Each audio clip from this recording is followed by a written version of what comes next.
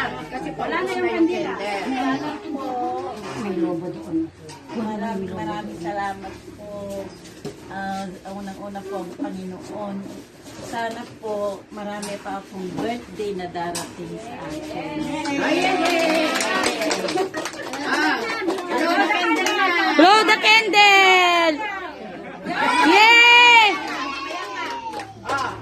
Ngayon, ang isusunod natin ay yung isang kapatid na makapagbibigay pa ng isang wish para sa kanya. Bago tayo magpunta sa highlights, magbibigay ka ng isang mensahe, Anita, para sa kanyang kaarawan.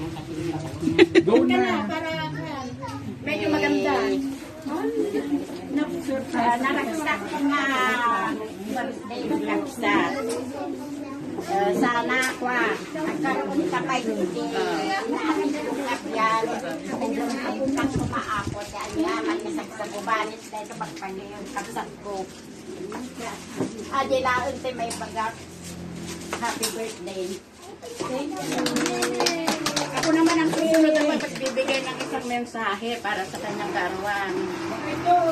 Okay. Managsilang, bilang nakakatandang kapatid, una sa lahat, happy birthday.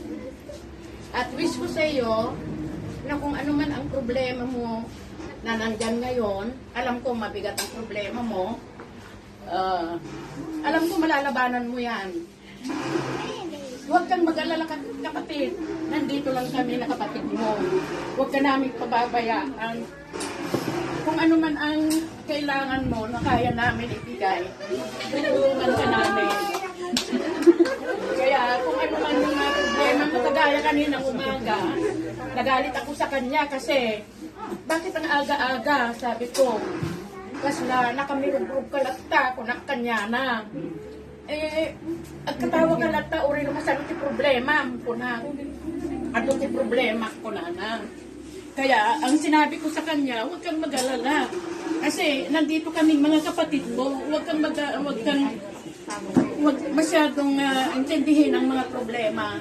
Kaya sa ngayon, ganun pa man manang, ibibigay namin sa iyong tuos puso namin pagmamahal sa iyo. Huwag kang mag-aalala, nandito lang po kami. Happy birthday, manang. Happy birthday. I love you.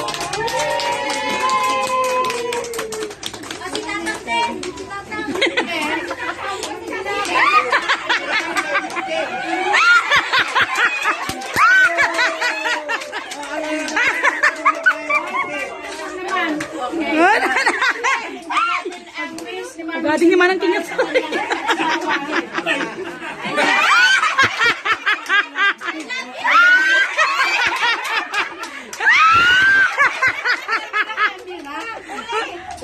Naka-video siya, ante! Naka-video!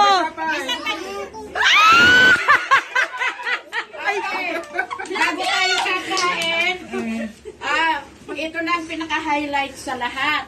Para lalong masiyahan ng ating celebrant ngayon, sabayan ni Manong Junior. Doon ka muna. Sabayan mo siya.